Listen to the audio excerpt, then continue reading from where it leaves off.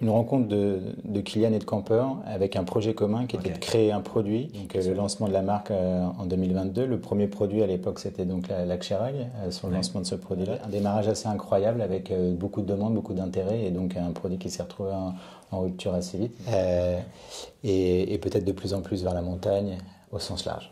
Donc là, je fais un petit teasing, chacun pourra interpréter un peu sa manière. Salut à tous et bienvenue sur un nouvel épisode de C2 Talk, le podcast autour de la course à pied. Et aujourd'hui, épisode particulier puisque nous sommes à Paris avec Romuald qui représente la marque Normal aujourd'hui. Le contexte est très particulier et je vais laisser déjà Romuald se présenter, nous expliquer qui il est chez Normal. Ouais, alors très rapidement, donc je travaille avec Normal maintenant depuis 2 ans et je m'occupe simplement des ventes sur l'ensemble de l'Europe. Donc je suis basé à Barcelone, je suis français, mais je m'occupe des ventes sur l'Europe. Donc tu es directeur de vente, c'est Moi, on peut le dire comme ça, sur la partie européenne. Ouais. Ok, excellent. Et si tu es là aujourd'hui, c'est pas un hasard puisque demain c'est un événement important pour la marque. Tu peux nous en dire un peu plus? Ouais, aujourd'hui on est à Paris tout simplement parce que demain on a un événement avec la presse pour présenter 2 choses. D'abord un état des lieux d'où on est, et ce qu'on vient d'accomplir depuis 2 années, et puis aussi pour parler produits puisqu'on a lancé la semaine dernière une petite nouveauté avec la Xerag Brut, et donc demain on va faire une review de ce produit-là avec l'ensemble de la presse, et pas que de la presse spécialisée, là où c'est assez étonnant. Donc demain on a différents acteurs qui viennent nous rencontrer, qui sont sur des journaux que tu lis d'habitude plutôt à une table d'un café qu'en montagne. Tu peux nous les citer ou pas? On sait que demain l'équipe sera là, que Canal+ sera là, qu'on attend la confirmation du Monde, etc. Ah oui, donc des médias larges. Les échos, donc c'est très large parce qu'aujourd'hui il y a un public qui s'intéresse à Normal, qui n'est pas juste le public, on va dire, classique du trail runner qui aime comprendre de comment est fait le crampon, mais il y a aussi le public qui veut comprendre ce qu'il y a derrière ce projet, pourquoi est-ce que Kylian a monté cette marque, et les valeurs qu'il essaie de transpirer derrière Normal intéressent aussi, je pense, à un spectre qui est beaucoup plus large que juste le cours à pied aujourd'hui. Donc dans les différentes demandes d'interview, on est souvent assez surpris de voir la liste finale. Excellent. Et vous, chanceux que vous êtes, vous verrez dans cette vidéo, bien sûr, le produit, on va vous le montrer après. Je vais juste contextualiser un petit peu cette vidéo initialement. Si on se retrouve aujourd'hui, Romuald, c'est parce qu'il y a de ça un peu moins de 2 ans, été 2023, j'ai eu une mésaventure avec un produit que je recevais. C'était ma 2e paire de Xerag. Il y avait le produit était défectueux, comme ça peut arriver chez plein de marques, comme je l'ai connu avec plein d'autres marques. Et j'ai eu des problématiques de SAV par la suite. Ce qui m'a amené un petit peu à distance à faire une vidéo juste explicative. La vidéo a boomé assez vite, et donc Normal m'a contacté. Et c'est comme ça qu'on se retrouve aujourd'hui. Donc ce que je te propose pour qu'on retrace un petit peu l'histoire de la marque, comprendre la création, les enjeux actuels et puis les perspectives futures, c'est que tu nous parles un petit peu de la genèse de ce projet. Ouais. Et des dates, parce que finalement je ne me rends pas compte, ça a été créé quand Normal? Il y a toujours 2 anniversaires. Quand tu parles d'une marque, il y a l'anniversaire de création de la marque, et puis il y a l'anniversaire de mise en marché d'un produit. Donc parfois, tu as un petit décalage entre les deux. Donc souvent, ce qu'on retient, nous, c'est la date de mise en marché de notre premier produit. Donc c'était novembre 2022, auquel on a lancé dans la suite de l'UTMB 2022. Donc novembre 2022, le grand public pouvait acheter les produits. Exactement. Les produits. Je l'ai acheté en novembre 2022 d'ailleurs. Bon, bah tu vois, au lancement. Donc tu fais partie de tous ceux qui avaient probablement une curiosité derrière ce lancement de marque. Et ça a été la première vidéo de ma chaîne. C'est vrai? Ouais, et ça a cartonné, c'est ce qui a fait que j'ai continué. Et ben, du coup, il s'est passé la même chose. Donc, merci Normal. On a eu une demande assez forte à ce lancement-là. Donc 2022, les premiers produits disponibles en magasin et sur normal.com. Et déjà aujourd'hui, donc on est en 2025. Donc tu vois, on peut dire qu'on fête notre 3e anniversaire de mise au marché de produits. Et donc ça, c'est novembre 2022. J'imagine que l'idée, elle a germé dans la tête de plusieurs personnes. Ça n'a pas été l'idée d'une personne. Ça a été des discussions, plein de choses. C'est quoi la démarche entre l'idée, un jour, une personne se dit « Tiens, je vais monter une marque », peut-être Kylian, je ne sais pas qui a eu cette idée, ou une discussion de Kylian avec d'autres personnes, jusqu'à la genèse et la création donc en novembre 2022. C'était quoi les grandes lignes? Qu'est-ce qui s'est passé et comment on est arrivé là aujourd'hui? Ouais. Forcément, quand tu crées un projet comme ça, c'est une rencontre de plusieurs personnes. Et donc, à l'époque, 2022, si on se projette, là on vient de fêter le triste anniversaire des 5 ans du Covid. Bon, bah, t'es 2022, on en sort à peine. Donc tu vois, on est dans cette période-là un peu compliquée et il y a la rencontre de 2 mondes. Il y a d'abord Camper, le groupe Camper espagnol, qui à ce moment-là avait aussi une envie de créer un produit un peu nouveau, plus tourné outdoor, plus tourné peut-être montagne, etc. Mais toujours avec cette idée de faire quelque chose d'éco-responsable. Et donc Camper, c'est en Espagne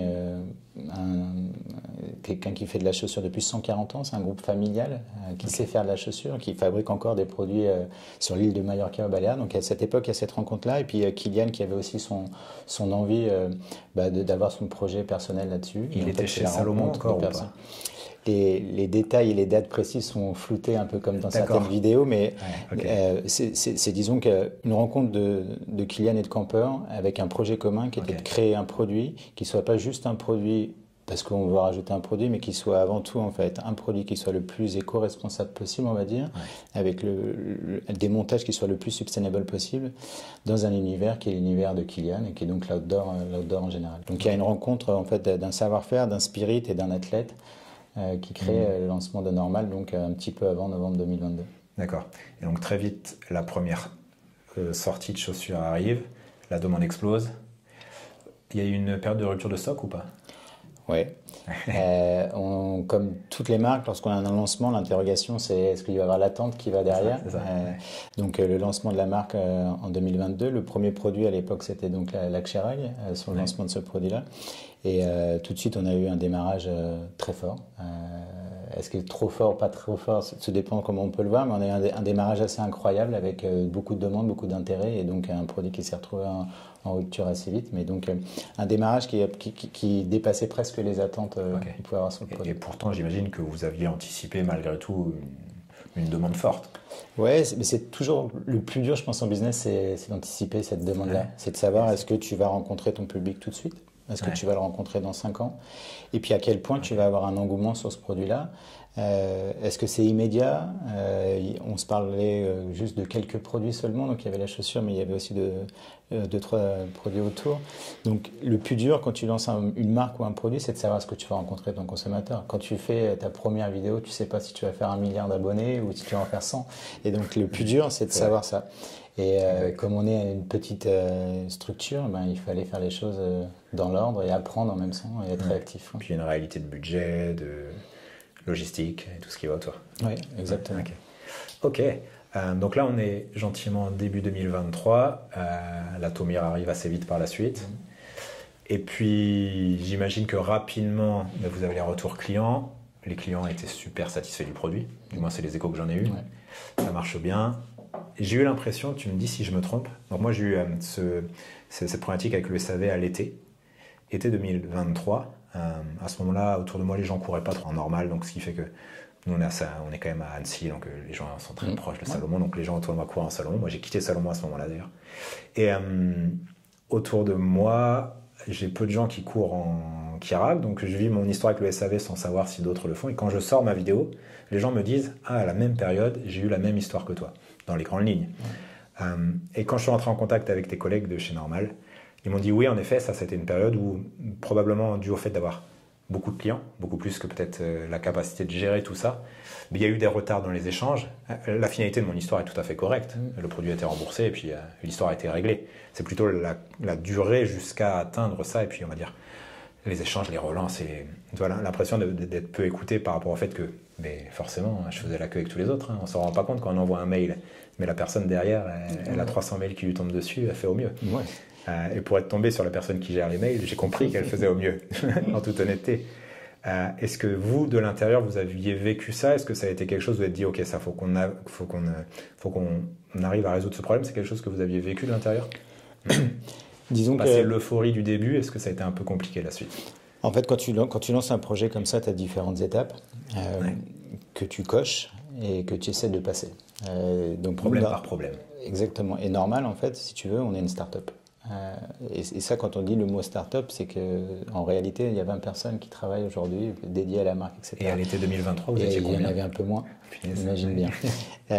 Quand je dis ça, on a quand même la chance d'avoir le groupe Camper qui nous aide, tout ce qui va être sur la partie justement, qui va être logistique, qui peut être la partie informatique et customer service, etc., dans lequel il y a des ressources qui sont partagées.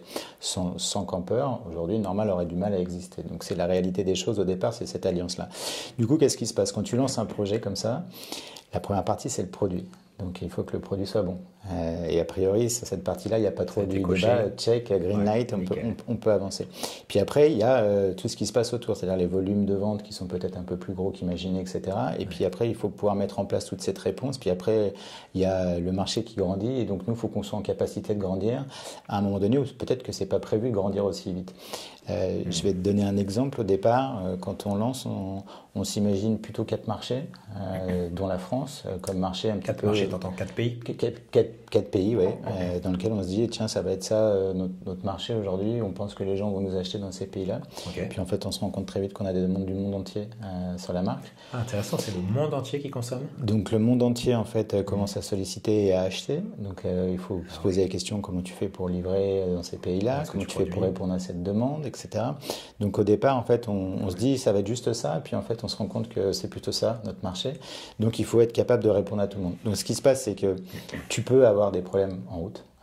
Et là, on est assez humble pour pouvoir se le dire. On a fait des ratés, on n'est pas parfait. La partie produit, globalement, est bonne. Là-dessus, il n'y a aucun souci. En revanche, c'est vrai qu'il a fallu qu'on apprenne à grandir et que parfois, les délais peuvent être un peu plus longs.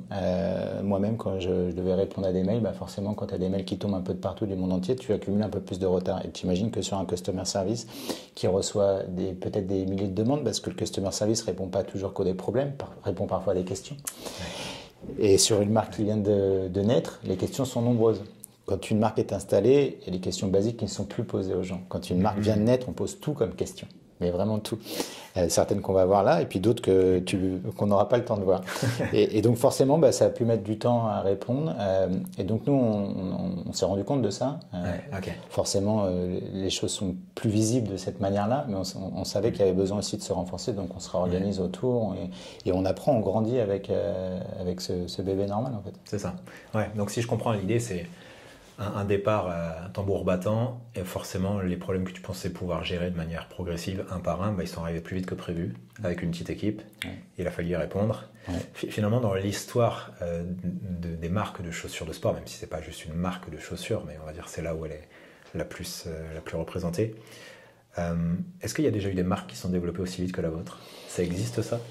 C'est une bonne question. Quand tu prends l'historique des grandes marques actuelles, si tu reprends leur histoire, il y a eu des années d'errance, puis à un moment ça commence à matcher, puis vous, il n'y a pas eu ça. Je pense qu'il y a plusieurs trucs. La question est intéressante parce qu'en interne, on en débattait l'autre jour, mais il y a d'abord un contexte qui n'est sûrement pas le même maintenant qu'il y a 20 ans ou 30 ans. Donc il y a des choses qui sont facilitantes et d'autres qui sont beaucoup plus dures. Beaucoup plus dur, si on commence par ça, c'est qu'il y a un contexte global avec beaucoup d'acteurs déjà installés, très forts. Et ce qu'on oublie parfois de se rappeler, c'est que ces acteurs sont là depuis environ 50 ans. Certains acteurs sont là depuis encore plus longtemps et ils existent déjà depuis longtemps. Donc si tu veux, nous, dans la famille du trail, on est le bébé qui vient de naître, alors que tu as une famille qui est déjà super nombreuse, et notamment des grands-parents solides et installés qui ont déjà leur position, etc. Donc quand toi, tu viens sur ce marché-là, tu sais qu'il y a ce contexte-là, etc. Mais le marché grandit. Et le marché grandit, il grandit vite. Sous-entendu qu'il y a de plus en plus de consommateurs, ça c'est vrai, mais il y a aussi de plus en plus de marques. Certaines qui cherchent à s'inspirer de ce secteur un peu en croissance, donc il y a peut-être une partie du gâteau qu'il faut partager avec plus de monde, et d'autres qui veulent juste profiter du phénomène assez fort, la croissance du running en général et le trail running à l'intérieur de ça.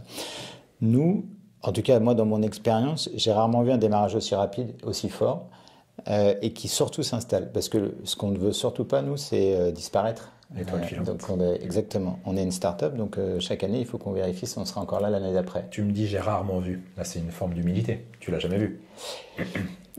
J'imagine que d'autres personnes nous mettront des commentaires, ils nous diront des exemples. J'ai vu des marques s'installer assez vite. Dans le sport en course à pied sur ce genre de produit peut-être pas, mais j'ai vu des marques arriver très vite, mais j'ai vu des marques disparaître très vite. Ah, tu veux dire un modèle flash qui a performé et pouf, elle a disparu. D'accord. Sans citer forcément d'exemples, et d'ailleurs j'en ai pas forcément un qui me vient, mais aujourd'hui le monde est fait d'une certaine manière qui fait que ce soit viral ou via les réseaux ou via la communication en général, tu peux très vite faire du bruit. Et tu peux très vite donc toucher plus de consommateurs, etc. Donc très vite, tu peux donner l'impression d'être installé, d'être très grand, d'être très vite. Nous, avec Normal, très vite, on a touché les gens parce qu'on était Normal, parce que Kylian est forcément déjà connu, etc. Et Campbell aussi. Et puis le soutien de campeurs, etc. Donc très vite, on a touché chez moi. Et nous, ce qu'on veut, c'est d'être là demain, être là dans 5 ans, et être là dans 10 ans. Et on a des ambitions maintenant désormais assez fortes, puisqu'on sait que la phase 1, qui était notre phase de lancement, a été réussie. Donc démarrage, ok. Démarrage rapide, peut-être plus rapide qu'imaginé. Donc aujourd'hui, check, et on va voir ce que ça donne la suite. Est-ce que tu as idée, tu me parles de proportion dans ce que tu symbolises comme une grande famille, donc tu as les anciens, est-ce que tu as idée de ce que représente Normal dans ce grand marché en parts? C'est quantifiable ça? Notre part aujourd'hui, elle est toute petite. Elle est toute petite. Toute petite, on représente, c'est du 0, quelque chose %, c'est plusieurs pourcentages? Oui, alors ça va dépendre du marché. Je te le réponds comme ça parce que c'est une vérité. On est aujourd'hui une marque espagnole du coup. Donc notre marché domestique, c'est un marché fort, c'est Iberia. Iberia, c'est Espagne, Andorre et Portugal. Donc ça, c'est le marché où aujourd'hui, on se situe sur les top 3 déjà des marques de trail running. Donc quand même. La pénétration était très très forte sur ce marché-là. Donc là, on est déjà effectivement top 3 des marques de trail running. Alors top 3, top 4, tu vois, ça va dépendre des critères que tu vas prendre en compte, etc.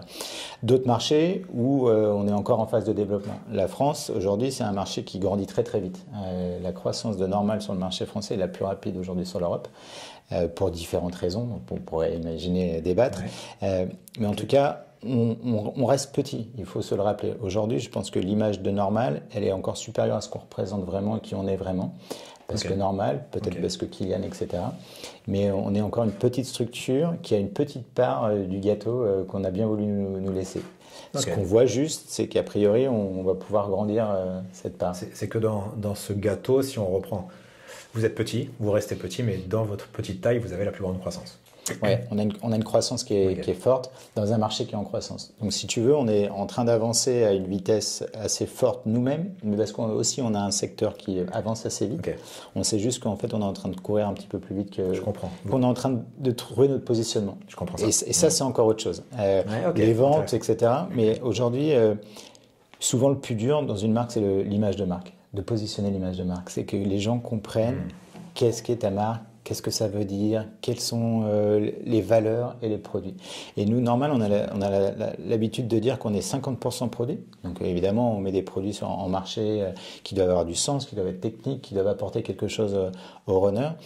Mais on est 50% valeurs. Et ces 50% valeurs, pour nous, elles sont aussi importantes. Et les deux s'équilibrent. Et quand on parle de valeurs, elles se jouent aussi sur le produit. Donc on veut que le produit soit durable. Pourquoi est-ce qu'on veut que le produit soit durable? Pour qu'il laisse le moins d'empreintes possible sur la planète, etc. Donc ces 50% produits, 50 valeurs sont en train de se positionner. Et quand aujourd'hui, moi, je vais au Marathon du Mont Blanc ou à l'UTMB, et quand je parle à des consommateurs et que les consommateurs me disent « Oui, bah, vos produits, ils sont bien, ok, mais ce qu'on aime, c'est ce que vous faites pour la planète, c'est ce que vous faites pour l'environnement. » Alors moi, je suis ravi, encore plus que quand ils me disent que mes produits sont bons, parce que ça, c'est le plus dur à expliquer aux gens ce qu'on est et la raison d'être. Mais la raison d'être de Normal, c'est pas juste de fabriquer des chaussures, c'est d'impacter positivement la planète, les gens, et essayer avec notre petit monde à nous d'impacter peut-être même les concurrents de demain, à dire nous on va là-dessus. Je pense qu'il faut qu'il y ait plus d'acteurs. Tu m'as fait une transition parfaite, Romuald, bravo. Tu me parles de la planète dans l'aspect de peut-être pas moins consommer, mais en tout cas déjà mieux consommer. Consommer différemment, disons, parce que malgré tout, on parle d'un loisir, donc on est dans une consommation qui n'est pas nécessaire, mais qui est récréative, ludique.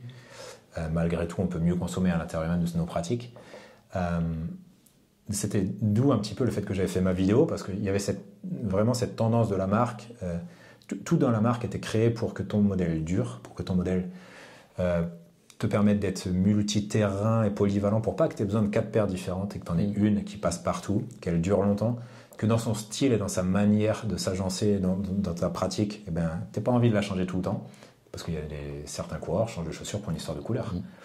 Qu'on n'ait pas tout ça, et c'est pour ça que quand ma chaussure, je l'ai amenée, je l'ai renvoyée chez Normal et qu'à la fin on me l'a conservée et qu'on m'a dit bah tiens voilà ton remboursement et puis on la balance à la poubelle, je sais pas où elle a fini ma chaussure jaune. Ouais, c'est pas la poubelle, je t'expliquerai. Ouais, probablement pas d'ailleurs. En tout cas, je me suis dit non, ça c'est l'ultra consommation. Moi ma chaussure tu peux me la renvoyer, juste recolle là, je sais pas. Sauf que par la suite, vous avez mis en place le modèle de réparation. Est-ce que tu peux m'en dire plus? C'est une histoire de centre agréé qui répare, remodelage. Comment ça fonctionne ça? En fait, avant de t'expliquer le montage technique, j'ai t'expliqué comment on pense le produit. C'est-à-dire comment on pense le produit avant de le mettre en marché. Ce qu'on veut, c'est que nos produits durent le plus longtemps possible. Parce qu'on se dit qu'en fait, si tu veux être éco-responsable aujourd'hui, mais que tu dois changer ton stylo de n'importe quelle chose tous les 2 mois, même s'il est fait de la manière la plus éco-responsable possible, ça n'a pas de sens. Repartir en production, c'est ce qui impacte le plus négativement sur ton empreinte carbone. Donc nous, quand on construit une chaussure, d'abord la première question, c'est pourquoi est-ce qu'on doit construire une chaussure? Quelle est l'utilité de ce produit? Est-ce que ça t'apporte quelque chose? Est-ce qu'il y a un vrai sens à rajouter des chaussures? Est-ce qu'on ne veut pas produire pour produire des chaussures? Donc on met en marché ce produit-là, mais on pense déjà à la fin de vie de ce produit. Donc on sait qu'on ne veut pas le rendre trop complexe parce que ça peut avoir des problèmes peut-être de défectueux qui n'auraient même pas d'intérêt pour la chaussure. Donc on va avoir un modèle qui est assez pur et assez simple dans le design, dans la conception pour éviter toutes les problématiques que parfois tu pourrais avoir qui n'ont pas d'intérêt. Ensuite on va se dire ok, les partenaires avec qui on travaille, les partenaires c'est, tu peux citer Vibram sur l'outsole qui vont dire à qui on va faire nos alliances pour que nos chaussures durent le plus longtemps possible. Donc là aussi on va aller s'allier avec des partenaires qui ont fait leurs preuves pour durer le plus longtemps possible. Donc ça, c'est le deuxième point. Puis après, on se dit, quand on construit le produit, il faut qu'on soit capable par la suite de le réparer, de peut-être demain de le récupérer pour le remodeler, le recycler, repartir dans un nouveau projet. Donc tout ça, on le pense en amont et c'est la genèse de Normal. C'est-à-dire que quand le projet Normal est né, la volonté forte de Kylian, c'était aussi de se dire, il faut qu'on ait notre responsabilité sur la mise en marché. Donc le premier point, qui parfois peut être débattu. Oui, mais vous fabriquez des produits. Oui, parce que nous, on est humains, et les humains, jusqu'à maintenant, on n'est pas très bons pieds nus, et il nous faut des chaussures. Bon, alors nous, on va fabriquer des chaussures, mais en laissant le moins de traces possible. Donc, pour laisser le moins de traces possible, il faut être responsable du produit que tu mets en marché. Si je fais un parallèle vite fait sur le monde du vélo, le vélo électrique, c'est très bien, il faut y aller, pourquoi, etc. Mais il faut aussi être responsable de la batterie quand tu mets un produit en marché. Qu'est-ce qu'on fait quand la batterie elle est en fin de vie? Il faut que tu sois capable de peut-être la recycler, la récupérer, etc. Donc nous, on voulait penser à ça d'abord. Du coup, on s'est dit aussi, tiens, notre chaussure, elle est parfaite, tu as un problème avec qui peut être lié à ta pratique, tu as un problème parce qu'il peut avoir un défectueux, mais ce problème, il peut être réparable ou pas? 100%. Première question, est-ce que c'est réparable? Oui. Alors si c'est réparable, bah oui, il faut qu'on soit capable de le réparer. À ton époque, tout n'était pas encore prêt, c'était des phases de test, il faut être transparent là-dessus. Aujourd'hui, on a mis en place ce programme de réparabilité. Donc aujourd'hui, si ton produit a un problème et que c'est réparable, entendons-nous bien, hein, si ton produit est réparable, alors on va notamment le réparer, mais on va le réparer gratuitement. Donc, en gros, de manière très simple, le schéma il est assez simple. Tu achètes ton produit, tu te rends compte que quelque chose sur le devant de ton produit, je ne sais pas pourquoi, c'est décollé, par exemple ici. Techniquement, on sait réparer ça. Donc, on a des partenariats avec des cobblers, des cordonniers. Très simple, un partenariat avec eux, ils sont certifiés, on sait qu'ils savent réparer. Il y en a un peu partout. Oui, donc on en a un réseau. Aujourd'hui, c'est sur la France, l'Espagne, etc., l'Italie, on a à peu près 500 cordonniers qui sont certifiés. C'est une phase encore de test et de développement. Notre ambition, c'est de pouvoir l'étendre, mais à chaque fois, comme je te rappelle, on est start-up, donc learn and check. Donc, est-ce qu'on avance? Oui. Est-ce que c'est bien? Oui. Alors, on peut ouvrir. Si on fait des erreurs et qu'on n'y arrive pas, on stoppe et on regarde comment on peut changer les choses. Donc là, la réparabilité, pour nous, c'est nos valeurs. C'est de se dire, OK, il est réparable le produit? Tu l'as très bien dit tout à l'heure. On n'a pas envie de le jeter ou le changer. Si je peux le réparer et que c'est un détail mineur, je vais le réparer. Donc, on a lancé ce programme de réparabilité. On va même jusqu'à dire que c'est un programme de réparabilité à vie du produit. C'est-à-dire que si c'est réparable et qu'on peut le réparer, alors on va te le réparer. Et c'est vraiment ce qu'on essaye d'expliquer aux gens. Tout de suite, tu t'arrêtes, mais ma chaussure, si elle arrive coupée en deux, elle n'est pas réparable. Voilà. Donc, il y aura des limites. Pas d'excès. Pas d'excès, exactement.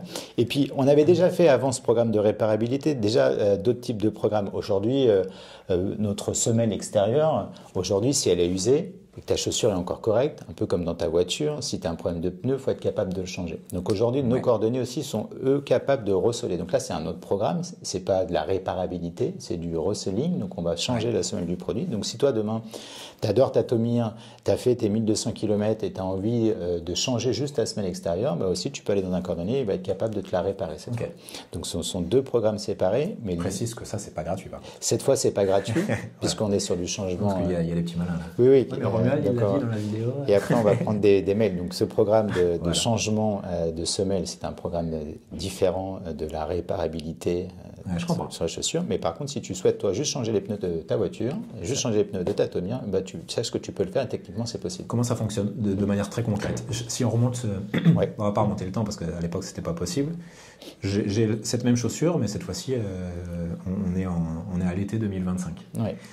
Est-ce que tu peux expliquer le problème que tu avais sur la chaussure? C'était assez simple. En fait, ce qui s'est passé, c'est que je fais 3 mois avec ma paire de Kirag. J'adore. Je me dis, je vais l'embarquer sur ma TDS. Mais étant donné que j'ai plutôt beaucoup couru avec par chez nous dans les Lapia, je commence à avoir une usure de la semelle.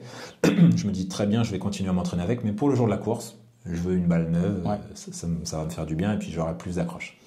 Je commande et puis finalement, je fais une première sortie avec. Bon, ça reste une sortie de 50 bornes.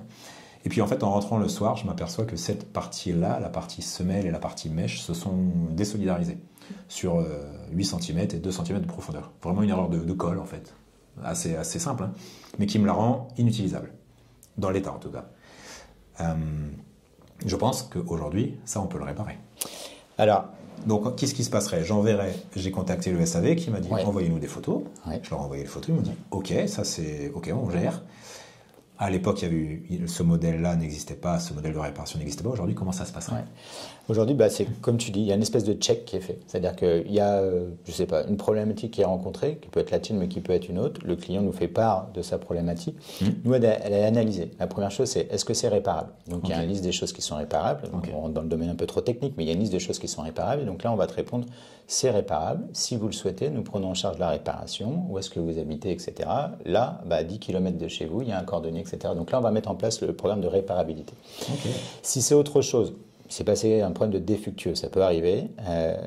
Aujourd'hui, défectueux, t'entends non réparable? Non réparable, dans le sens il y a un problème à la production, il s'est passé un problème sur le produit, ça peut arriver. Aujourd'hui, le taux chez nous est très très faible, mais ça peut arriver. Il a un petit canard. Ça peut arriver. Dans ces cas-là, on estime qu'on ne peut pas le réparer. Donc, on va vouloir, par contre, à l'inverse, récupérer la chaussure. Et là aussi, je crois que c'est un point important. Quand tu disais tout à l'heure, jeter la poubelle, non.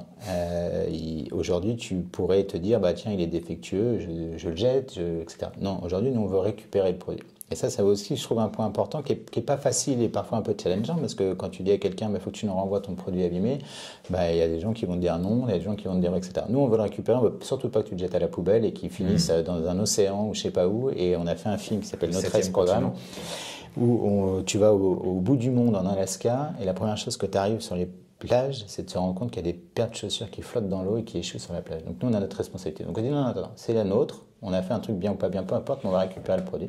Et après, nous, les différentes équipes, on travaille dessus pour voir ce qu'on peut C'est-à-dire que potentiellement, sur ma chaussure, mon ancienne chaussure, à l'époque, vous ne l'avez pas réparée, mais peut-être que vous avez servi pour... Elle a eu une seconde vie, potentiellement en tout cas. L'objectif, c'est ça. Donc, super. Et on demande d'ailleurs à notre réseau partenaire de revendeurs aussi. Aujourd'hui, on a des programmes pour vérifier s'il se passe des choses, etc. Que s'il y a une problématique, on leur dit non, avec nous, vous ne la détruisez pas. D'autres marques le demandent. Nous, ne la détruisez pas, on veut la récupérer. Oui, parce que les autres marques, la plupart du temps, en fait, font simple. À peine elles vont vérifier si, en effet, il y a un problème, réparable ou pas. Ok, la commande, c'était X euros. On vous les revire et votre chaussure, vous la gardez, vous en faites ce que vous voulez, en fait. Ce qui, factuellement, va être synonyme de « je la jette ». Parce que toi, la chaussure que tu ne peux pas utiliser chez toi, elle ne va pas te servir. Oui, et ce qui est en plus un autre problème potentiellement légal, c'est-à-dire qu'un produit défectueux, il devrait être ou récupéré ou détruit. Nous, on ne veut pas qu'il soit détruit. Donc on pourrait imposer le fait de le détruire. Me le demander. En fait, un produit défectueux, là on parle plus de chaussures, mais imagine c'est autre chose, ça veut dire qu'il y a peut-être un danger pour le consommateur. Donc à la base, ce produit-là, tu as aussi ta responsabilité. Sur une chaussure? Alors sur une chaussure, beaucoup moins. Mais si, ça rentre dans ce cadre? Ça rentre dans ce cadre-là. Donc nous, on dit juste, c'est pas le problème. Nous, le problème, c'est qu'on veut le récupérer, on l'a mise en marché, on la récupère, et parce qu'on a une idée de ce qu'on va en faire avec. En fait, c'est plus ça la philosophie. Excellent. Ça a des challenges, ça a des coûts. Aussi, parce que quand tu demandes à récécurer un produit qui ne sert plus à rien, entre guillemets, il y a quand même un coût d'envoi. Mais aujourd'hui, on assume pour l'instant. Incroyable. Ok. Ça c'est super. Ok, donc ça veut dire que factuellement, ou j'aurais moi-même déposé ma chaussure chez le cordonnier à proximité parce que c'est à côté, ou potentiellement Normal serait venu le récupérer et gérer la logistique, et puis X semaines plus tard, dépendamment de la réparation, ma chaussure revient chez moi. Et puis ou tu es chanceux et tu as un cordonnier juste à côté de chez toi. Si tu es dans une grande ville. Et on te demande un petit effort, mais en principe, si tu achètes Normal, tu es plutôt partisan du fait de pouvoir réparer ça.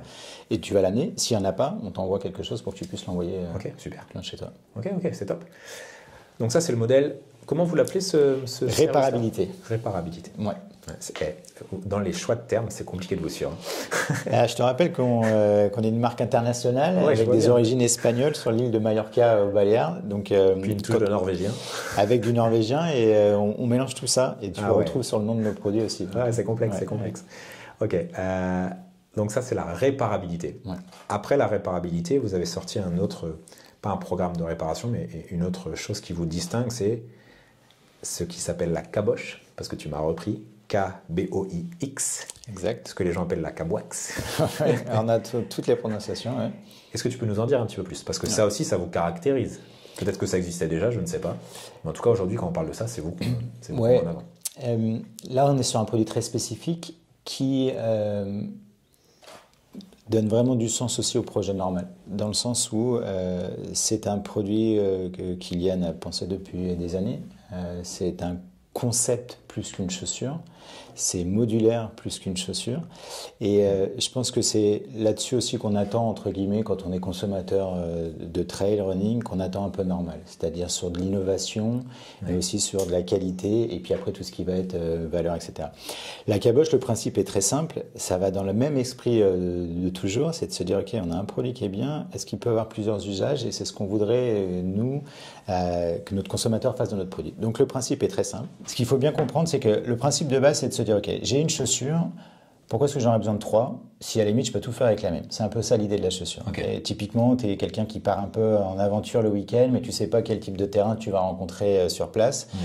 Tu peux avoir besoin de quelque chose de plus dur, de plus souple, etc. Donc l'idée, c'est de réunir tout ça sur une seule et même chaussure. Donc la caboche, c'est quoi? C'est une chaussure qui ne change pas, extérieur. Ça, c'est votre base standard. Ça, c'est notre standard. Dans notre Lego, c'est le truc qui ne change pas. Okay. Après, ce qui va changer à l'intérieur, c'est le bloc semelle intermédiaire, ce qu'on appelle. Donc, on ne parle pas de la semelle extérieure qui est celle changer qui touche à l'intérieur. Ouais. Ce qu'on va changer avec la caboche, c'est le bloc semelle à l'intérieur. Donc, ce que tu vois, la partie interne ici, tu le retrouves ici de 2 fois. Donc, on a 3 midsole, ce qu'on appelle, donc semelle intermédiaire, avec 3 spécificités différentes qui sont, pour schématiser un peu le truc, un rebond plus ou moins ferme en fonction des 3 semelles. Je schématise un petit peu, mais c'est ça le concept.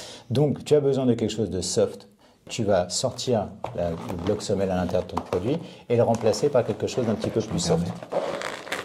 Tu cherches quelque chose avec plus de bounce ou de rebond, tu vas pouvoir aussi le changer là-dessus. Donc, c'est un peu en fonction à la fois de ton terrain, mais pourquoi pas de ton physique. Et pourquoi pas de tes attentes. Quand je dis ton physique, tu veux avoir une journée où tu as besoin d'avoir un peu plus de dynamisme parce que je sais pas, à ce moment-là, tu vas courir un petit peu plus vite ou tu es sur une course ou c'est ton travail.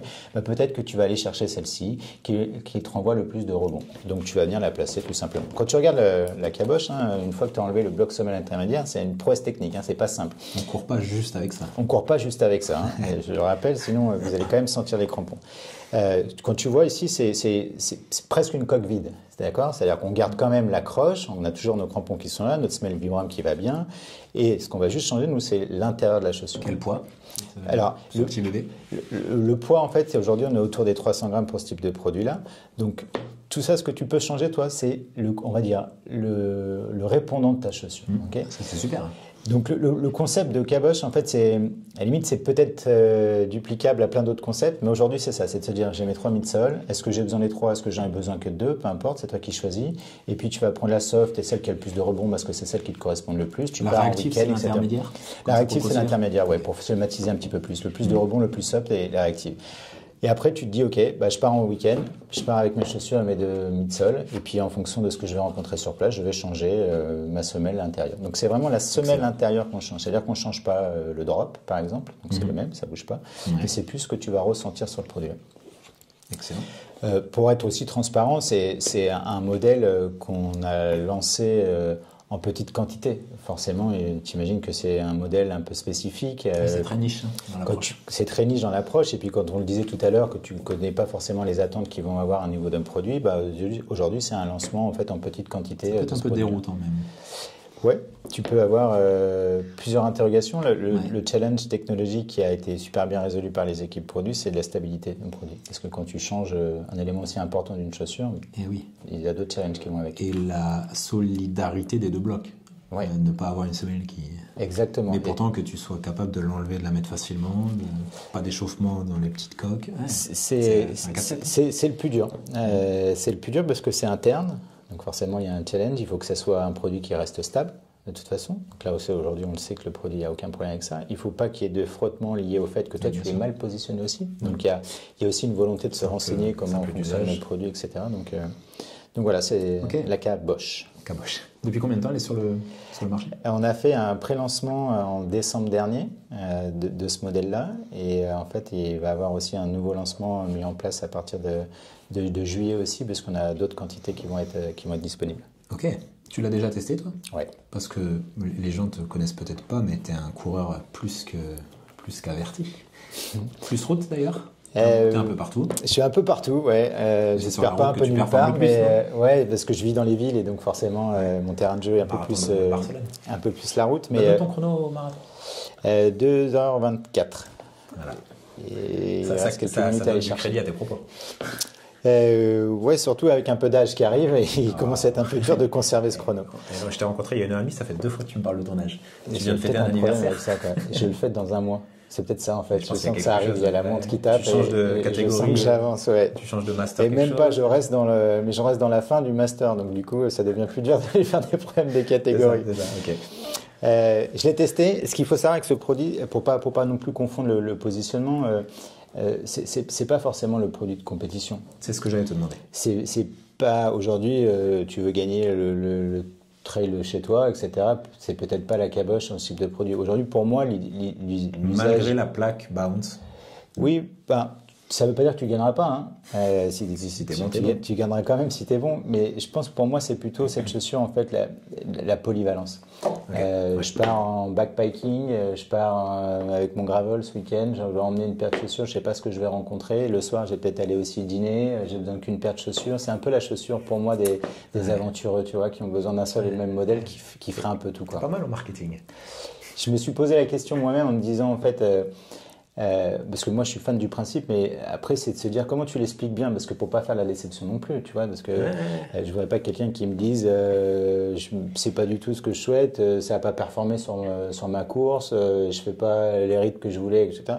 Là, la promesse, elle n'est pas uniquement de la performance, la qualité, c'est plutôt de se dire, en fait, tu as un concept modulaire de chaussures, et aujourd'hui, tu as ça, qu'on peut ressembler si en plus tu as un problème, donc tu as une durée de vie du produit qui peut être augmentée, parce que souvent, un produit se dégrade par souvent 2 entrées principales, la semelle extérieure, qui est le contact avec le sol, qui paraît la plus évidente, ça s'use, tes crampons vont petit à petit disparaître, donc ça peut potentiellement changer. Puis après, il y a le bloc semelle, et ça, c'est la partie un peu moins visible d'une chaussure, mais en gros, les impacts, la répercussion, le poids, ont tendance à s'écraser, etc. Donc là, tu peux te dire que tu joues avec une chaussure, mais 3 blocs semelles.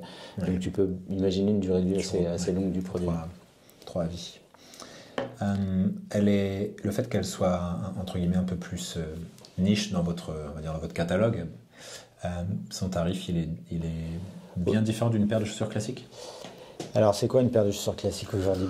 Aujourd'hui, c'est plus ou moins 200. Je veux dire, sur les chaussures de qualité. Aujourd'hui, on est à 240 sur ce type de produit-là avec 2 semelles. Et puis, si tu souhaites la troisième, tu rajoutes 40 €. D'accord. Donc, elles sont vendues avec 2 semelles. Oui, pour l'instant, c'est ça. On est encore dans une phase de lancement. Il y aura sûrement des évolutions du produit à venir. Et par la suite, tu ne peux que racheter tes semelles. Ouais. C'est ça, acheter tes recharges en quelque sorte. Tu pourrais si tu en avais besoin. Et puis après, comme on est une jeune marque, etc., on va essayer d'écouter aussi tous les feedbacks qui sont donnés sur ce type de produit-là, parce que on se veut très proche de la communauté. Et Kylian a toujours beaucoup d'idées. Et notre communauté nous en donne aussi beaucoup. Donc tu peux imaginer des concepts évolutifs sur ce genre de produit-là sans dévoiler trop de choses. Mais, tu m'as donné envie de l'essayer. Je peux peut-être me laisser tenter. Ouais.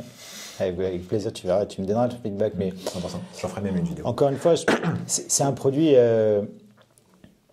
qu'on ne retrouve pas sur le marché. Donc, exact. Ça, c'est clair. À chaque fois que 100%. Nous, c'est pareil, on se dit quel est l'intérêt de la mise en marché de chaussures. Donc là, on a un produit différent, nouveau, qui va dans notre concept, qui soit modulable et qui puisse en plus apporter différentes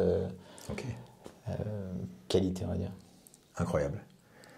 Romuald, on a parlé du passé, de la genèse de la marque et de ton rôle à l'intérieur. Ouais. On a parlé du présent et on va dire du passé proche, réparabilité, caboche. J'aurais appris les termes, je commence à être rodé. C'est bien, hein, la prononciation est parfaite. Hein. Mon cœur. Maintenant, on va parler de la case projection future. Vu que tu es à Paris avec ton équipe pour parler de ça, les nouveaux modèles, les tendances à venir, qu'est-ce que c'est? Où est-ce qu'on va voir normal? C'est quoi la suite pour vous? Ouais. Difficile de se projeter, mais en tout cas, les tendances où vous souhaiteriez être. Ouais, pareil, on reprend un peu la genèse. Donc, on se dit qu'on est en mise en marché depuis 2022, ça fait donc 3 ans. Donc là, il y a un premier cycle qui a été validé parce qu'on est une start-up. Donc, pour être une start-up, il faut pouvoir continuer. Il faut que tu le redisses parce que ça me. Oui, mais on insiste dessus parce que les attentes des gens vis-à-vis de normal sont très hautes. tu peux l'entendre. C'est-à-dire que le consommateur, nos partenaires, nos retailers, nos revendeurs ont une attente vis-à-vis de Normal qui est probablement plus haute que certaines autres marques, qui s'explique par diverses raisons, probablement parce que Kylian, et donc du coup nous on veut s'assurer de ça. Donc première chose c'était de se dire ok, on a notre liste de ce qu'on veut faire, il faut qu'on les check, mais il faut qu'on s'assure aussi d'être là l'année d'après. Donc qui dit start-up dit aussi rentabilité, entre guillemets. Il faut pouvoir être là l'année d'après. C'est pour ça que quand tout à l'heure tu me posais la question, est-ce que tu as déjà vu des démarrages assez rapides? Oui, mais j'ai vu aussi des marques qui disparaissaient de manière encore plus rapide. Nous, notre objectif, c'est d'être là dans le temps et de valider ces différentes étapes. On ne se cache pas trop en disant qu'on veut être un acteur majeur du monde du trail running et de l'outdoor en général. On veut grandir aussi, évidemment. Mais pourquoi on veut grandir? C'est pas juste on veut faire des ventes, tu vois, c'est pas juste ça. On veut grandir parce qu'on veut impacter positivement. Et comment on impacte positivement en grandissant? Je te rappelle par exemple qu'on est 1% pour la planète. Donc ça veut dire que plus on va avoir de chiffre d'affaires, plus on va être capable de redonner. C'est aussi basique que ça. C'est factuel. C'est bien un truc sur lequel on ne peut pas contrer, c'est ça. Donc on veut grandir pour pouvoir redonner plus aussi. On est aussi B Corp. B Corp, c'est un peu technique, mais B Corp, en fait, c'est un label qui est donné si tu caches plein de critères hyper complexes, mais qui montre que tu vas respecter à la fois sur les lieux de production de ton produit, la mise en marché de ton produit, la qualité de ton produit, etc. Et ce label-là est un label externe qui a un processus très compliqué pour l'avoir et qui est mis un challenge, entre guillemets, tous les ans. C'est un label autonome, indépendant. C'est un label autonome et indépendant, etc.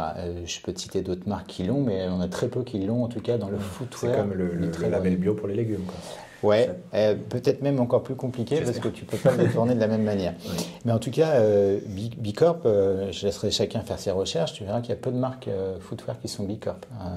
Et donc, B Corp pour nous c'est super important parce que quand je te disais qu'on est 50% produit, 50% valeur, ça c'est pas du flanc. Tu vois, on est là dans ces valeurs-là. Donc ça veut dire que pour répondre à ta question, où est-ce qu'on veut aller? On veut continuer à grandir. On veut être impactant pour impacter, mais pour impacter positivement la planète. Et donc impacter positivement la planète, c'est faire plus d'actions, ce qu'on fait, encore plus de faire de partenariats avec l'association, donc la Kylian Jornet Foundation, sur lequel on va mettre en place tout un tas d'actions qui peuvent être de la plus simple à monter, comme aller réparer des trails, ramasser des déchets, ce genre de choses, à des choses beaucoup plus complexes, qui est de montrer l'évolution de la planète, l'évolution des glaciers. Donc tu vois, à Chamonix cet été, par exemple, on a fait une conférence avec la Kylian Jornet Foundation, où on fait bien différents acteurs, tous spécialistes dans leur domaine. On sort du cadre pur et dur du trail running, mais on va montrer que l'évolution du climat donne certains impacts sur la planète qui sont rarement positifs ou pas toujours, qui peuvent se corriger parfois c'est déjà trop tard. Donc c'est ça, c'est la raison même pourquoi on veut grandir, nous, Normal, c'est pour aller impacter plus positivement encore la planète. Ok.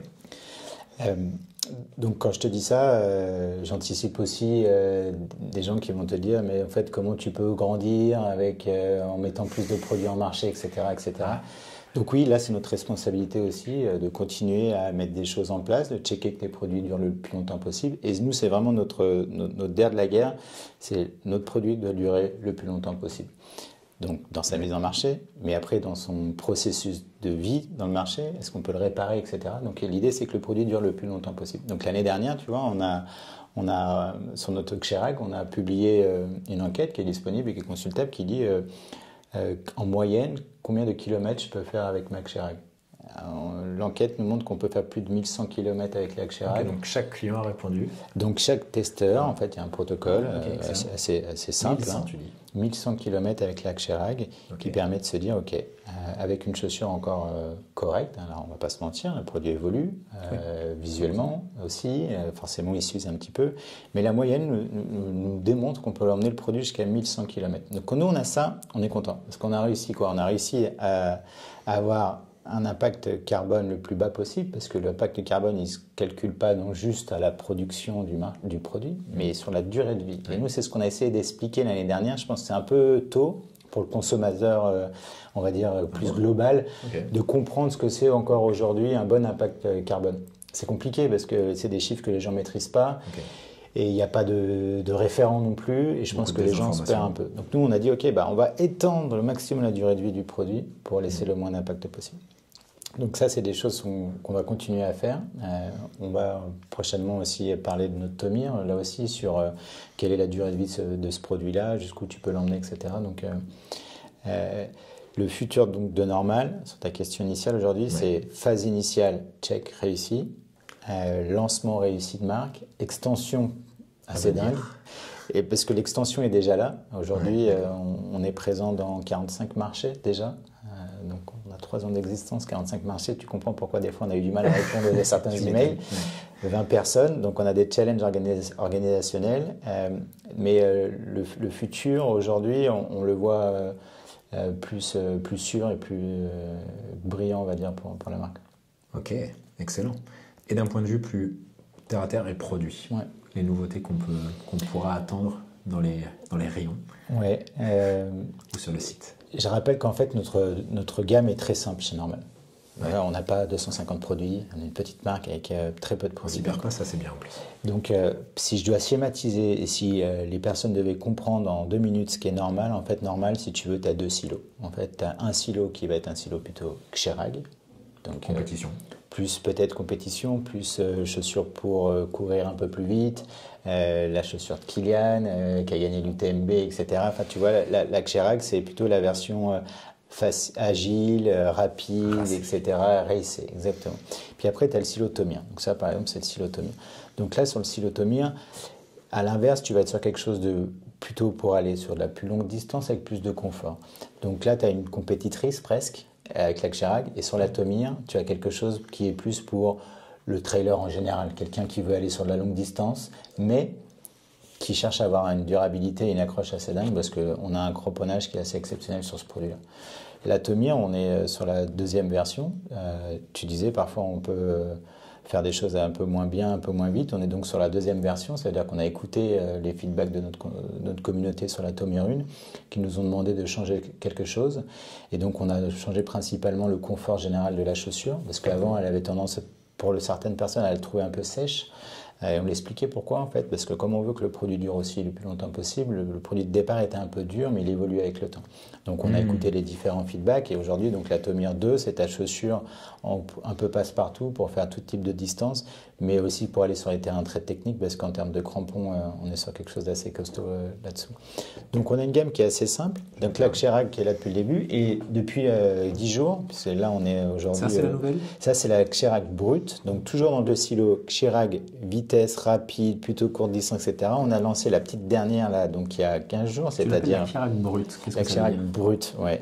Brute, ça veut dire sauvage. Donc c'est la 2. C'est pas la 2, c'est vraiment... elle vient côte à côte du silo Kjerag. Elle rentre dans le silo Kjerag, donc Kjerag reste toujours là, c'est la Kjerag brute. Brute, c'est du terme mallorquin d'ailleurs, je te rappelle qu'on est sur l'île, mais qui veut dire sauvage. En fait, il vient d'un riz qu'on appelle le riz brut là-bas, donc c'est sauvage. Donc on a quelque chose de très sauvage. Pourquoi ? Parce que cette chaussure elle est conçue en fait pour les conditions extrêmes, pour faire très simple. Donc la Kjerag brute, là qu'on vient de lancer, c'est une chaussure qui se veut pour toute condition extrême. Condition extrême, c'est quoi ? Tu vis en Norvège comme Kilian, tu peux avoir de la neige potentiellement, mais tu vis proche de Annecy et tu peux avoir de la boue. Tu vis à Zegama dans le Pays Basque, tu as toujours de la boue. Et donc du coup, en fait, on a une chaussure qui est beaucoup plus cramponnée, avec des crampons beaucoup plus gros. On est sur du 6.5 en termes de crampons ici, mais qui en même temps a un mesh matrix ultra respirant, parce que conditions extrêmes, c'est pas juste la pluie, ça peut être des conditions très chaudes aussi, donc c'est respirant aussi.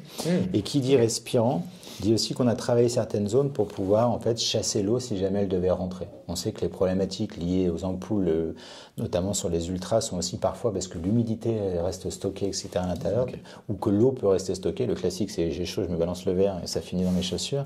Donc là, en fait, on a des points de drainage où l'eau peut aussi sortir. Donc si tu veux, là, tu as une chaussure conditions extrêmes qui vient d'être lancée, donc qui se complète avec la Kjerag.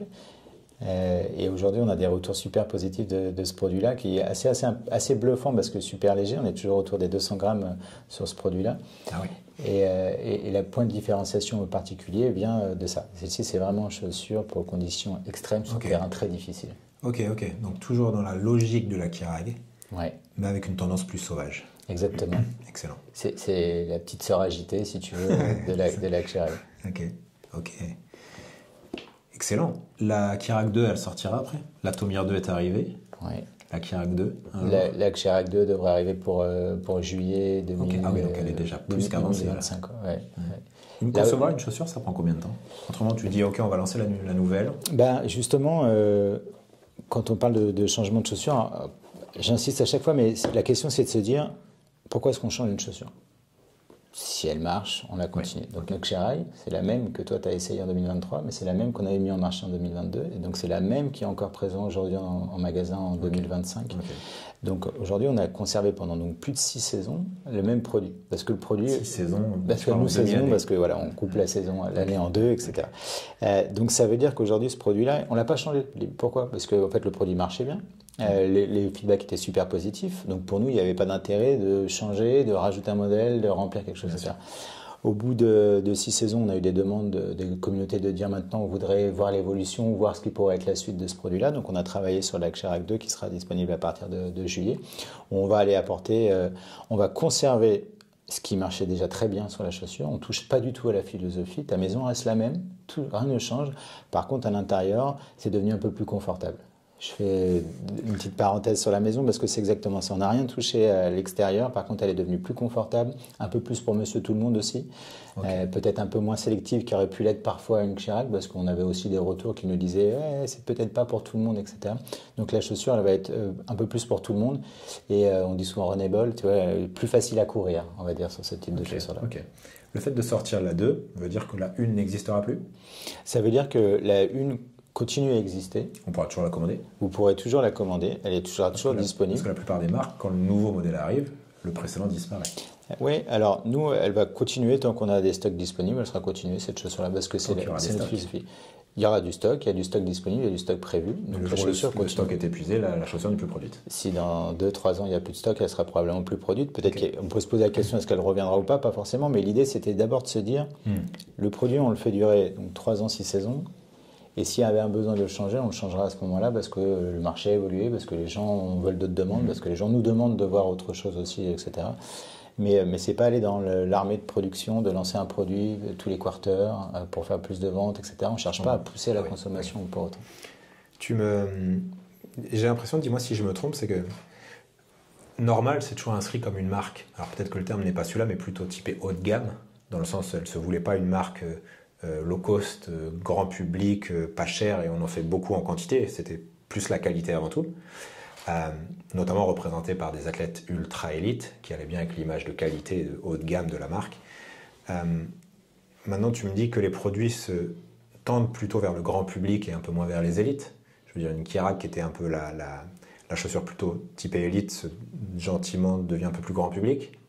Est-ce que tu as la sensation que la cible, c'est le grand public, en oubliant les athlètes plus élites, ou tu englobes tout le monde? En gros, l'idée, c'est le spectre dans lequel tu t'inscris, c'est lequel? Ouais. Ton point de départ est super intéressant. Et moi, c'est ma perception de la chose. Hein. Ouais. Et il est assez vrai. C'est-à-dire, est-ce qu'on est une marque premium, élitiste, etc. Je vais plutôt le répondre par le côté construction du produit, encore une fois. C'est-à-dire, on s'est dit, quand on construit un produit, on veut être sûr que le produit soit l'un des meilleurs possibles. Okay. Donc, pour avoir un produit l'un des meilleurs possibles, il y a des coûts. Et il y a aussi des partenaires. Et dans les différents partenaires que tu choisis, il y a certains qui coûtent plus ou moins cher. Et il y a certains aussi qui peuvent te donner le même résultat, mais qui va durer moins longtemps, etc., etc. Donc nous, le challenge, c'est de se dire, on veut que le produit dure le plus longtemps possible. Donc oui, c'est un produit dit un peu premium, parfois peut-être vu élitiste. Pourquoi? Parce qu'on s'est aussi entouré des meilleurs partenaires là-dessus. Donc on parlait de Vibram, par exemple. Mais élitiste a un côté négatif. Haut de gamme, c'est positif. Oui, alors, haut de gamme, c'est positif si on se dit qu'en retour, c'est de la qualité. C'est pas haut de gamme pour un positionnement parce qu'on voudrait se raconter pour être cette marque sur laquelle on n'est pas. Donc là-dessus, c'est le premier point. Par contre, on avait aussi des challenges qui étaient de se dire, par contre, la chaussure, on ne veut pas non plus qu'elle soit à 450 €, comme elle pourrait peut-être l'être si on devait s'assurer d'avoir des marges qu'on peut parfois retrouver. Donc on s'est dit, on assume aussi de mettre un produit de qualité avec les meilleurs partenaires, mais à un prix qui reste quand même correct. Dans les prix du marché. Dans le prix du marché. Et dans le prix du marché trail running, en plus. Parce que dans le prix du marché route, là, on est sur d'autres gaines de prix aujourd'hui. Sur la chaussure complète. Ouais. Donc Aujourd'hui, est-ce qu'on s'adresse à moins l'élite? Non, c'est plus qu'aujourd'hui, on a plus de consommateurs qui s'adressent à normal. C'est plutôt dans l'autre sens que les choses ont évolué. Aujourd'hui, avant, peut-être que les personnes qui achetaient normal, au début, c'était le corps du corps, running, donc la personne qui court en compétition, qui met des dossards et qui court pas trop mal. Je schématise, mais un peu au lancement, c'était un peu ça, moi, quoi. Sûrement, tu vois, c'est ça. Ouais, c'est pour ça que je suis parti là-dessus. Et donc là, on parlait à tous ces gens-là. Et puis maintenant, on a de plus en plus de gens aussi qui viennent vers normal pour le côté toujours performance qualité du produit, mais aussi parce qu'ils veulent un produit pour aussi tous les jours, aussi pour toutes les compétitions, aussi pour tous les terrains, etc. Et donc ce nouveau consommateur qui vient chez normal, il a des attentes en fait, tout simplement. Il a des attentes notamment de peut-être avoir une chaussure un peu plus confortable, etc. Ce genre de choses. Donc en fait, on essaie d'y répondre comme ça. On change pas notre ADN qui est, je pense, toujours la même, c'est-à-dire on veut mettre des produits de qualité, on veut pas en produire beaucoup, on veut pas changer nos valeurs pour plein d'autres raisons. Mais par contre, s'il y a plus de gens qui veulent courir avec du normal, tant mieux, essayons de répondre à leurs besoins. Donc aujourd'hui, c'est pour ça qu'on se considère comme une marque d'outdoor, et non pas seulement juste de trail. Aujourd'hui, la Tomir, il y a beaucoup de gens qui achètent la Tomir juste pour aller marcher en montagne. Ouais, et ce consommateur-là, aujourd'hui, c'est aussi un consommateur qui est content de mettre du normal parce que les valeurs lui plaisent. Peut-être qu'avant, si je schématise encore, les gens rentraient plus par le côté marque, technique. Et c'est pour ça que je vais aller tester cette marque-là. Et aujourd'hui, on a ce consommateur aussi qui a compris ce qui était normal et qui est content d'adhérer un peu à ces produits-là. J'irais presque jusqu'à dire que les gens, certains achètent le produit parce que c'est normal et c'est les actions que vont faire normal. Donc quand tu as le choix de choisir dans les différentes marques, ça doit t'arriver quand tu fais tes courses au supermarché ou ailleurs, tu te dis, OK, qu'est-ce que je vais acheter? Eh ben, tu vas acheter aussi sur des choses qui te correspondent un peu plus. Donc, tu parlais de bio tout à l'heure. Si tu es dans ces personnes qui achètent du bio, bah voilà. Nous, on a de plus en plus de gens qui veulent acheter du bio, entre guillemets, et donc il faut leur répondre avec des produits un peu différents. C'est ça. Ok. Quel est le best-seller, la Keurig ou la Tomir? Si on parle aujourd'hui en termes de volume de vente global, aujourd'hui, c'est la Tomir. Ah ouais. Ouais. Ok. Ouais. Bah, tu vois, je suis très surpris. C'est parce que le marché est comme ça. Pour le répondre autrement, c'est pas juste à la limite. Disons que le consommateur qui va acheter une Tomir aujourd'hui, il y a sur 10, il y en a peut-être 6 qui veulent de la Tomir, qui veulent du produit type Tomir, c'est-à-dire qu'il y a plus d'amorti, plus de confort pour faire un peu toute distance, etc. Et les personnes qui veulent un produit pour faire de la performance pure et dure, il y en a un peu moins dans la vie, c'est comme ça. Et qui veulent un produit encore un peu plus petit, il y a un peu moins. Donc aujourd'hui, le volume, le gros du volume, c'est sur notre Tomir. Et après, le silo Keurig est toujours là, évidemment. Ok.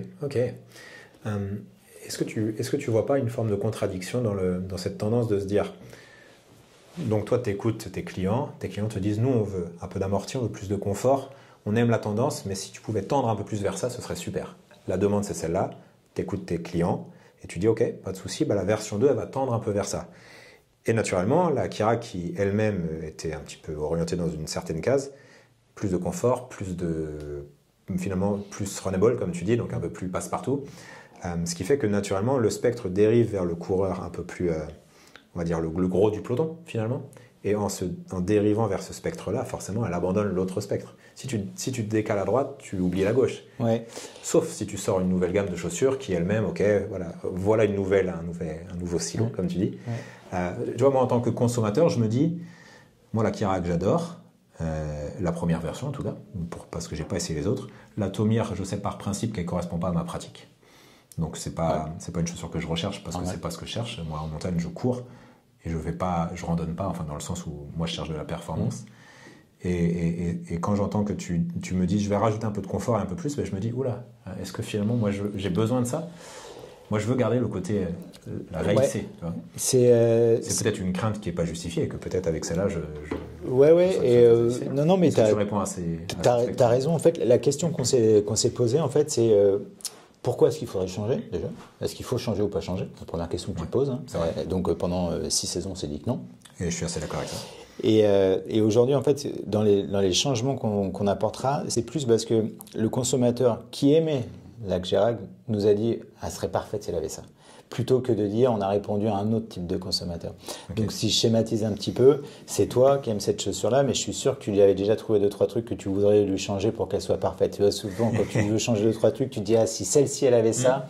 Donc c'est plus l'évolution normale du produit en fait qui va non pas vers une tendance, mais vers une demande, ce qui est encore autre chose. Mais moi, je pense, moi je ne représente pas la norme des coureurs, peut-être pas, et ma tendance, elle va à l'inverse de ce que tu me décris. Okay. Moi j'aurais tendance à dire que la Keyrag, elle est très confortable, il n'y a aucun souci. Je pourrais même courir sans chaussettes dedans, que je me sentirais bien, j'ai pas de frottement, j'ai un confort c'est incroyable. Et donc j'aurais même tendance à dire, moi je préférais que tu me la rigidifies un peu, qu'on redescende plus proche du sol et qu'on lui remette un peu plus de... Parce que j'aime sentir le sol et j'aime que ce soit un peu dur.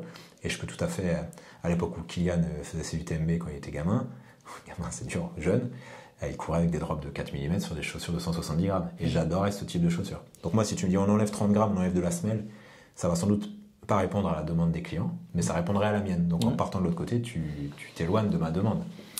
Mais d'un côté, tu peux pas être partout et tu fais des choix. Des choix qui sont aussi les choix d'une start-up qui veut ajuster ses entrées et ses sorties. Ouais, c'est ça. Et puis, tu sais, la problématique, entre guillemets, qui est positive, hein, c'est il y a autant de chefs de produits que de coureurs en choix. C'est-à-dire que chacun a son idée de ce que doit être le produit parfait, etc. Et c'est comme le sélectionneur, tu vois, chacun a sa composition. Et ben, nous, c'est un peu pareil. Donc, chaque coureur a sa spécificité, ses principes physiques, son background, peut-être son corps, sa vision, ses valeurs, enfin tout ça fait que c'est difficile d'avoir l'unanimité sur un produit. Et après, comme on est dans un monde qui évolue très vite, etc., tous les gens deviennent de plus en plus experts. Et c'est génial, hein, parce qu'avant, quand tu parlais aux gens, grosso modo, tu disais bon, pourquoi elle est bien ta chaussure? Bon, bah, elle est confortable, et puis elle fait quoi vite? Je schématise un peu l'argumentaire de l'époque. Et aujourd'hui, tu arrives, quand tu discutes avec des consommateurs, avec des gens qui sont calés, qui connaissent les choses de plus en plus, tu vois. Et le consommateur trail, je crois qu'il a beaucoup évolué aussi par rapport à ça. Et aujourd'hui, connaît les produits, etc. Donc, ton point en est un, c'est une question qui aurait pu se poser. On dirait, est-ce qu'il faut encore la rendre encore plus, je sais pas quoi, plus sèche, on pourrait dire, tu vois, ou est-ce qu'il faut qu'on la rende un peu plus accessible? Mais accessible, c'est encore une fois, on n'a pas changé notre maison, on a juste changé une partie de ton canapé ou quelque chose comme ça dans ta maison, qui fait que tu gardes les mêmes ADN, tu gardes sur une chaussure racée, tu gardes sur une chaussure compétitrice qui veut que tu cours avec. On l'a juste rendu peut-être un petit peu plus confortable, tu vois, mais on n'a pas changé, je comprends, on n'a pas mis un drop de 12, etc., etc. En fait, j'avais toujours trouvé que le positionnement était super parce qu'il y avait Kylian, sa vitesse et ce qu'il représente, et tous les autres athlètes, hein, finalement.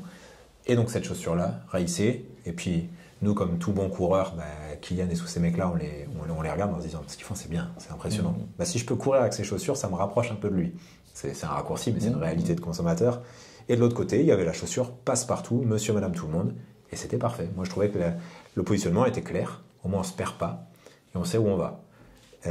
Aujourd'hui, tu me dis que finalement, la Keyrag, même si elle garde ce qu'elle est, se dévie un tout petit peu vers sa copine, à droite.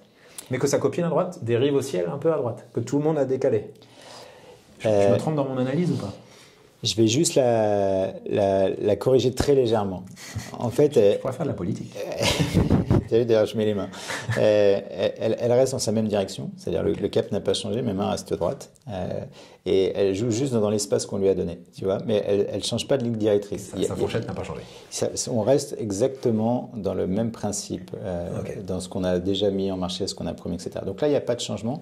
Et l'autre qui est à côté continue sa voie parallèle.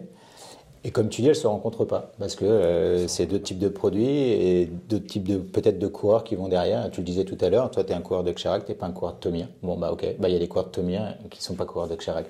Donc les changements et les évolutions d'un produit, finalement, au bout d'un moment, sont nécessaires aussi, parce qu'on a besoin d'apporter des changements, parce qu'il existait peut-être des procédés maintenant qui n'existaient pas avant, qui fait que ta chaussure va être encore plus durable.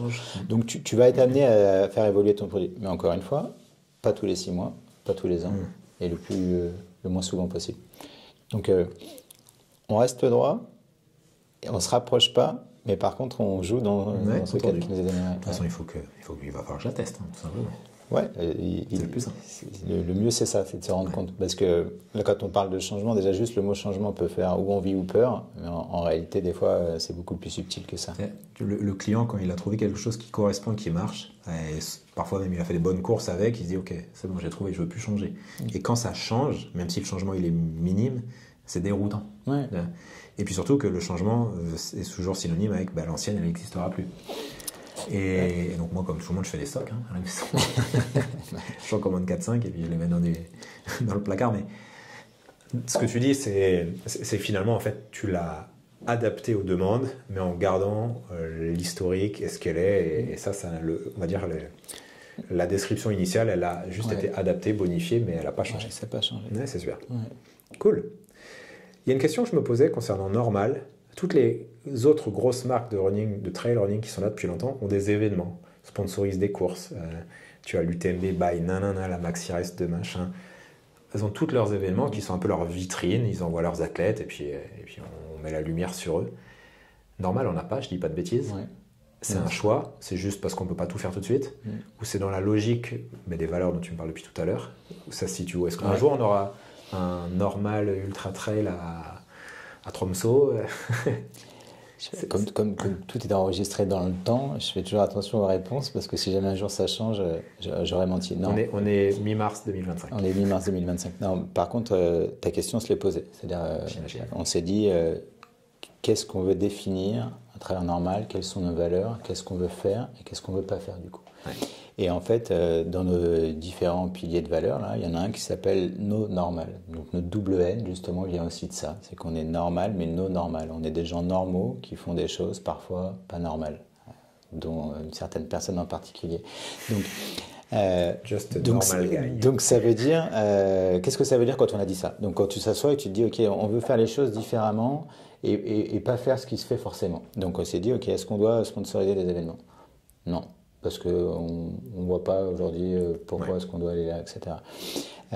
Par contre, on va faire du no normal. Alors, c'est quoi du no normal? Alors, on se dit, tiens, Kylian cherchait un pacer pour faire une course. Donc, si tu reviens un peu à l'époque, on a lancé pour la première fois, Normal recherche un pacer pour accompagner Kylian sur sa course aux États-Unis. Donc, tu vois, on a essayé de faire des choses de manière no normale. Donc, il y a quelqu'un qui a parcouru une partie de la course avec Kylian aux États-Unis. Donc, tu vois, l'idée, c'est de se dire, essayons de faire les choses d'une manière un peu différente, dans ce qu'on peut le faire. Ouais. Et après, il y a aussi une question qui est de se dire, on est une start-up, mot numéro 15, du coup, on a peu d'argent. Ça, c'est la réalité des choses. On a peu d'investissement marketing disponible, on a peu de cash financier. Donc, du coup, il faut cibler ce que tu fais. Et nous, on s'est dit que le plus important pour nous aujourd'hui, c'était notre communauté. Et la communauté, c'est quoi aujourd'hui? C'est tous les gens qui viennent à notre rencontre, c'est tous les gens qui vont venir échanger avec nous, c'est les 4500 personnes sur Telegram qui viennent discuter avec nous, qui nous envoient des photos de leurs produits, que nous-mêmes, on répond directement. Et si on est là aujourd'hui, c'est aussi parce que notre communauté, c'est notre priorité. Donc, tu as fait part d'un mécontentement. Tu es, toi, à ta manière, représentant de la communauté normale, dans le sens où tu as couru avec nos produits. Et on se dit, tiens, il y a un problème, allons voir cette communauté.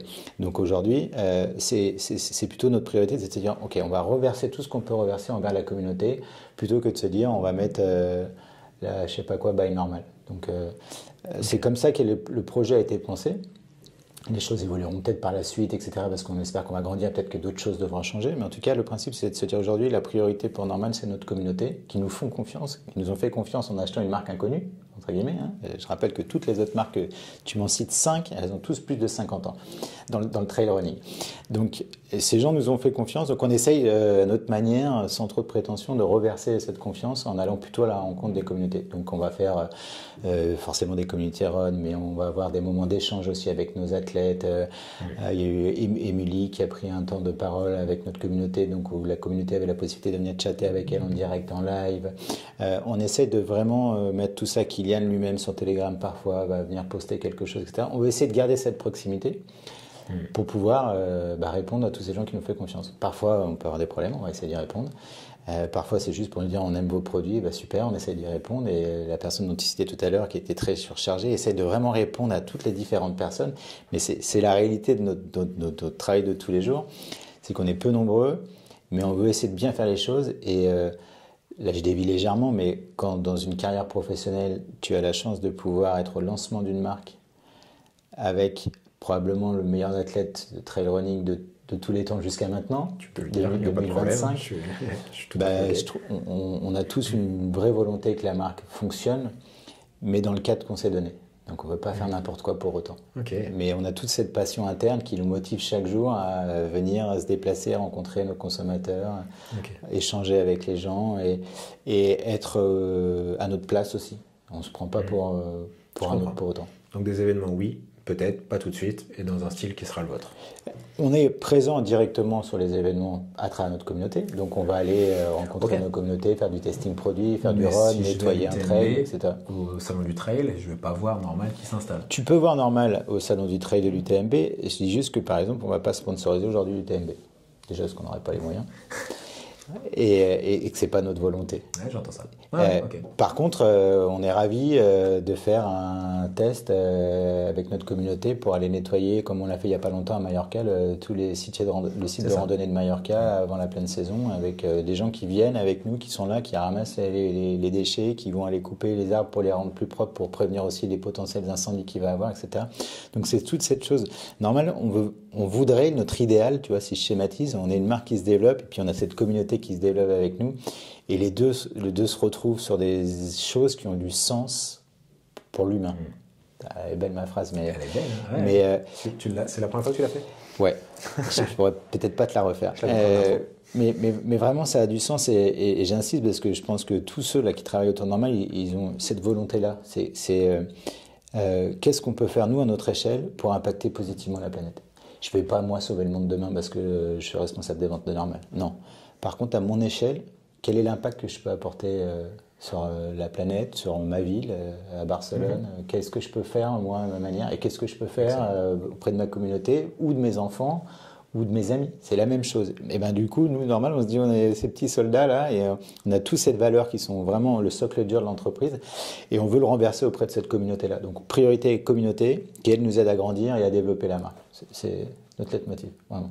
Excellent. Romuald, je sais que vous avez un travail monstre avec tous tes petits soldats, la vingtaine de soldats, un peu. On est rentré dans les bureaux, là, c'est une fourmilière. J'aurais pu filmer d'ailleurs.